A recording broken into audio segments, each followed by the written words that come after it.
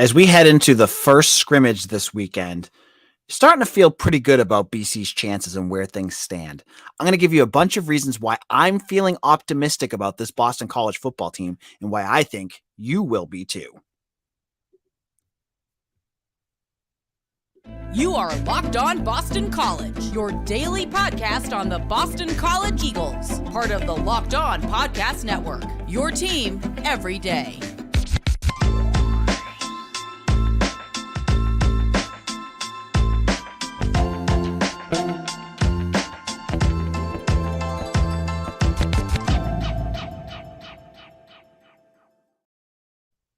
Hello and welcome. This is Locked On BC. I'm your host, AJ Black. Today's episode is brought to you by Birddogs. Go to birddogs.com/lockedoncollege or enter promo code LockedOnCollege for a free white tech hat with any purchase. You won't want to take your bird dogs off. We promise you. This is Locked On BC. And today I'm putting conference realignment on the back burner. There's no real big news coming out of the conference realignment chatter box over the last 24 hours, other than the ACC doesn't think they have enough votes to get in SMU, Cal, and Stanford, while Notre Dame, for some reason, is pushing for all of this, even though they're not a full member. Not going to get into that. I want to jump into camp. Now, camp has been going on for about 2 weeks for BC football. Been at a bunch of practices, been able to watch a little bit, and I want to kind of go with the rule of positivity here, folks. The power of positivity if you're a New Day fan from the WWE. Because I'm feeling good about where BC football is right now, which is crazy to think about because this is a team that went 3-9 last year and looked real bad. But on today's show, I'm going to give you 5 reasons why I'm feeling good about where things are currently at. And these might change from what we had been talking about in previous episodes. So let's dive in and tell you why I feel like things could turn around this year for Jeff Hafley and the Eagles. First of all, let's look at the depth. BC has good depth on their roster this year. Now, you could go position by position and you can look and find out where there's depth. I have wide receivers up there. This is one we've heard about. You've got Ryan O'Keefe, Tajee Johnson, Lewis Bond, Dino Tomlin, and Joseph Griffin. Those are your projected starters. I said Ryan Griffin. I hope I don't want to forget him for this year. But then you look and you see why I think this is going to be good. Behind them, there's depth. Ish Zamore, who we haven't talked all that much about, has been having some big games at practice. You're hearing about Jaden Skeet. I've probably talked about him 3 times in the last week. He's Zamore's a redshirt freshman. Skeet is a true freshman. You have Dante Reynolds. You have good depth, I think, coming in at that wide receiver position. Nate Johnson, don't want to forget him either. That's just wide receiver. You can turn that around and look at quarterback. Now, Hafley, when you talk to him, he brings up a good point. I think that a lot of BC fans would bring up. When's the last season Boston College has made it an entire 12 games or 13 with a bowl with the same quarterback? And you have to go back to find that 5, 6, 7 years before Jeff Hafley. So you had to build depth there. And going into this season, you were looking at potentially having, Emmett Moorhead, who you're feeling good about, and then a whole bunch of question marks. Matt Reevy, I no offense to the kid, I just don't think he may be the answer as a backup. But I don't think he's there. I don't think Jacoby Robinson is ready yet. You need a couple more years. You need to sprinkle a little seasoning on him. And Peter Delaportis, I'm not even sure he's going to be quarterback again. So what did they do? They went out and they got Thomas Castellanos. That's a guy that you can plug in and play right away. He's already making plays at camp. He's already got, Hafley, when he talked about him this week, said, if he's ready to go, we're going to find ways to get him on the field. So I don't even think that to me, that means there could be some, trick plays or specific setups where they're going to play him. So that's good. That means that you have someone ready to go. If God forbid the quarterback goes down, that's a big difference. I know we felt like Dennis Corsella, at least I did, would have been a decent backup for Djokovic, and I was wrong. And Grossel's been on a podcast and said he had a bad year. But this is the first year I feel like really strongly that BC has a good 1A and 1B at quarterback. Then you go to the offensive line. There's up and down, there's depth there and it's all because of the Eagles having to play so many guys last year. Kevin Klein is a name that keeps coming back. This is a guy, I think he came to campus as a true freshman at 350 pounds. He's 6'7", he's slimmed down. He was projected to be a starting, tackle last year, but blew it. I think he got hurt in the first or second game of the year and was gone. Hafley says he's ready to go. He's practicing with the team. When you're looking at your top 5, you're not mentioning Kevin Klein. You're looking at Logan Taylor, Kyle Hergel, because you got 2 transfers to build your depth. You kept Christian Mahogany, which was huge. And then you have your 2 other, Ozzie Trapillo and Drew Kendall. You're not even talking about Klein, who could just fill in if you need to. You're not talking about Jack Conley, who could be the 6th, he could be the 6th or 7th guy on your depth chart. You're not talking about Jude Bowery, who is a redshirt, I think he's a redshirt freshman now, who has put on weight and is really impressive in camp. So when I look at the depth of this team, that is one of the reasons why I'm feeling good. And yeah, I am telling you a lot of what I heard from coaching staffs, but you just need to look at the players that you have in front of you. When you're looking at your backups and you're saying, this guy's played, this guy's played, this guy's played, this guy's played, that's a good thing. You're not bringing in backups of, doughy-eyed freshmen who have never seen the field before. You're bringing in guys that are battle-tested, that played 8 or 9 games last year. That's a good sign. That is building real depth on this roster, something I don't think Jeff Hafley's ever had here at BC. His commitment classes, this is his 3rd class coming in. They're starting to fill in and become college-bodied guys. They're no longer high school guys or guys filling out, college kids filling into men's bodies. These are bigger dudes now. You're seeing 4 or 5 defensive linemen coming in at 300 plus pounds. That, I think, is a big factor. Now, in our second segment, I'm going to look at something about the offensive scheme that has me feeling positive, and I'll explain what that looks like in just a moment. Now, baseball is going hard right now. And if you're a big Red Sox fan, you got to check out Locked On Red Sox, another great podcast out there on the Locked On Network that is excellent. Gives you all your Red Sox news and notes that you need, something you are not going to want to miss. Now, football season is about to kick off, and FanDuel is giving you the chance to win all season long, because right now, when you bet on a Super Bowl winner, you can get bonus bets every time they win in the regular season.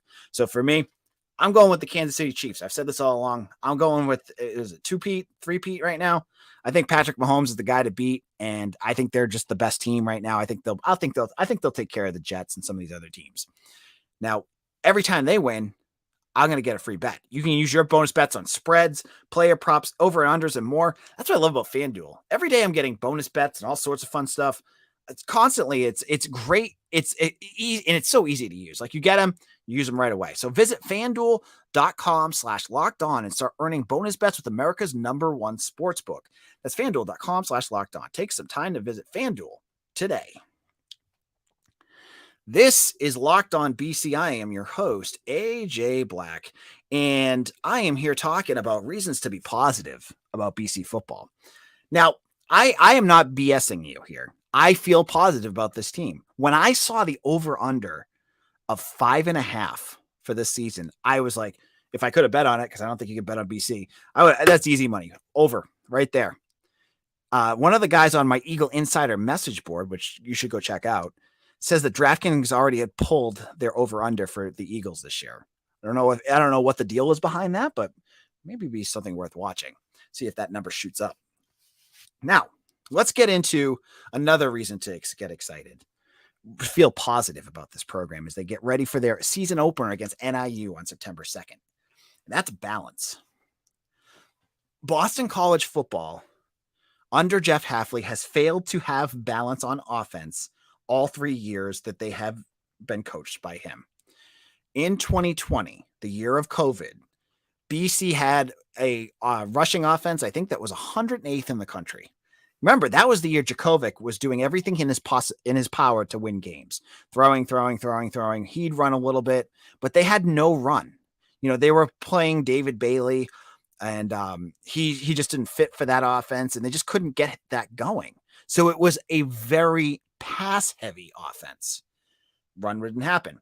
2021 was like the reverse. Remember, Djokovic goes down against UMass. They bring in Grosel. He can't throw the ball. Whatever he was able to do the year before in some of those games, he just was unable to do it. So they relied on Pat Garwo, who ran for 1,000 yards, but their passing attack was in the hundreds. So again, not balanced. That year is passing. And that last year, I don't even need to remind you of what happened. That was the year, they were dead last in the country in running. They had to pass it all the time. Now, with what we're going to get into in just a moment, this balance should make BC's offense more effective. They are going to be able to run the ball for the first time in a year, but also pass the ball too. And what this is going to do is take pressure off of Emmett Moorhead. Alex Broom and Pat Garwo, they're going to be able to hopefully run the ball and do so effectively to keep the chains rolling. And it's not going to be on Moorhead to stand back there and take shots when he doesn't need to. That is a big change. This is the first year that this could happen. You have good offensive, and we'll get into the offensive line in a minute, but you have good weapons, both, I think the quarterback's good. I like what they have at the wide receiver position, and they have running backs and tight ends that can do everything that you need them to do. So for me, having balance and seeing what Rob Szynski and Steve Shimko, the new offensive coordinators, can do to kind of streamline that and make that the most effective. Szynski's been there for a while, but now he's a full-time staff member. What will he do with this offense to make it work and click? He's a very accomplished offensive coordinator, and he's not an offensive coordinator right now. He's like the assistant coach of offense, but he should be able to put together a system that gets this group going. I think that's a reason to be positive. Next, let's look at the offensive line. The offensive line, for the first time since 2021, should go from being a problem to being an absolute asset of this roster. Now, I know some folks are worried about Matt Applebaum, and I get it. But when you look at the Pro Football Focus grades of this offensive line in 2021, they were a top 30 offensive line in the country. Maybe they should have been higher. I'm not debating that, but still good. When you are one-dimensional, that really does limit what the offensive line can do as well. But they should have been able to run the ball better. But you're looking at this year. The issues that they had in 2022 with that offensive line are gone. I don't need to see it. I know it's going to happen. Christian Mahogany is back. And that cannot be understated enough. This guy he is a leader. I talked to him yesterday. He is bringing that mentality, the physical, nasty mentality, that offensive line that I think is what Boston College offensive lines have always been about. They're physical, they're tough, and he's going to bring that back. And he's got a perfect couple guys with him, because you got Kyle Hergel, who I would not want to be in a secluded alleyway with him at any point, because he looks like a scary dude. And he's strong, and he's going to cement that guard position.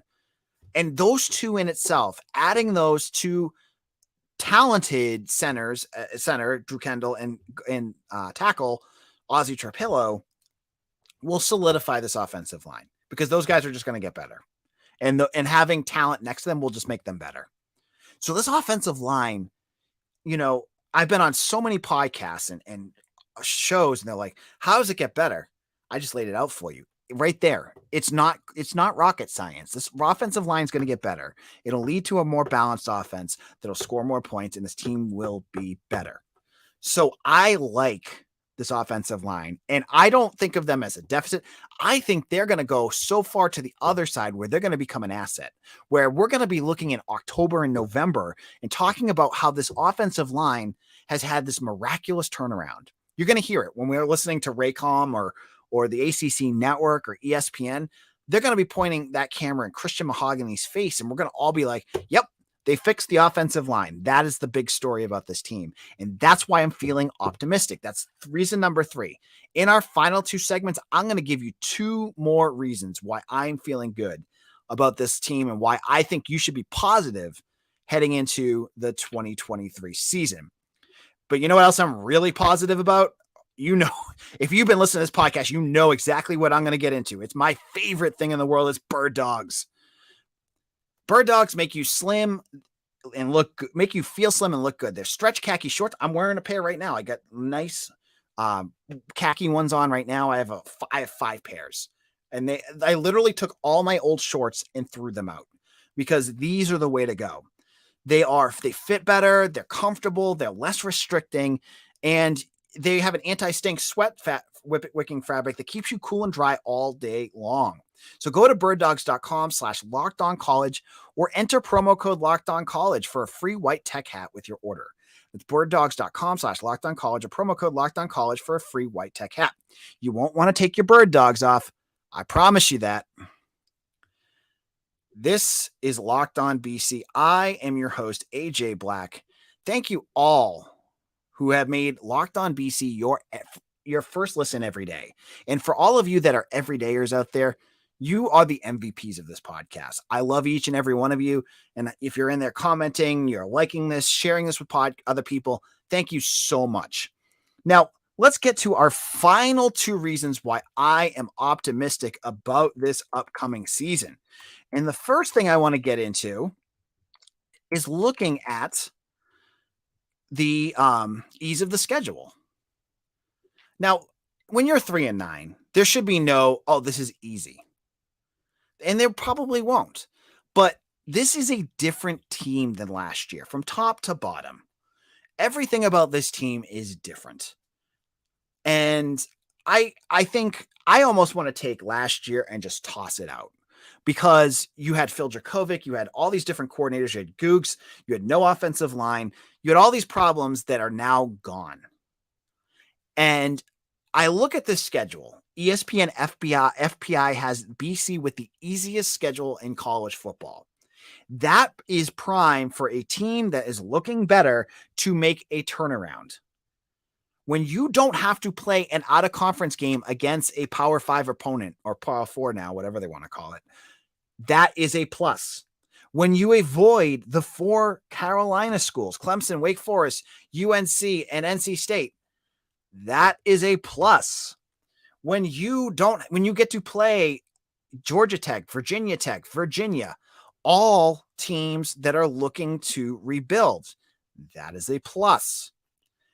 So I look at this schedule.